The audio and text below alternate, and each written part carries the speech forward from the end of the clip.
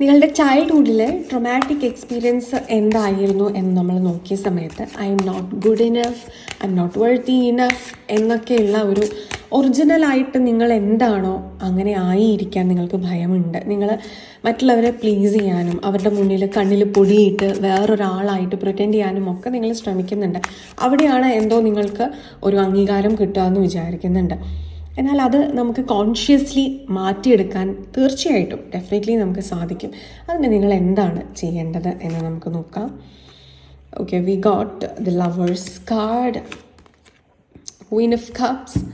Yes, ഇവിടെ നിങ്ങളുടെ emotions ഓരോ സമയം ഓരോ മിനിറ്റിലും നിങ്ങൾക്ക് ഓരോ സിറ്റുവേഷൻസിനെ കുറിച്ച് അഭിമുഖീകരിക്കേണ്ടി വരുമ്പോഴും അല്ലെങ്കിൽ പാസ്റ്റിനെ കുറിച്ച് ഓർക്കുമ്പോഴും കൃത്യമായിട്ട് എന്താണ് ഫീൽ ചെയ്യുന്നത് എന്നുള്ളത് നോട്ട് ചെയ്യുക, എഴുതി തന്നെ വെക്കുക.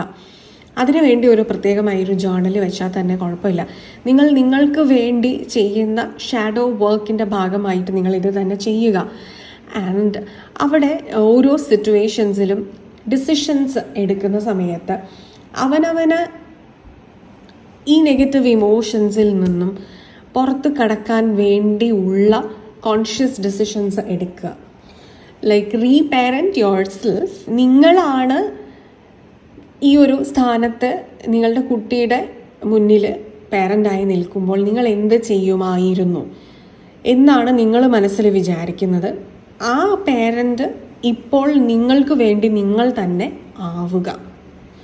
ആൻഡ് എന്താണ് നിങ്ങൾക്ക് വേണ്ടിയിരുന്നത് എന്നുള്ളതിനെ റീപ്ലേസ് ചെയ്ത് ഈ ഒരു എനർജി കൊടുക്കുക.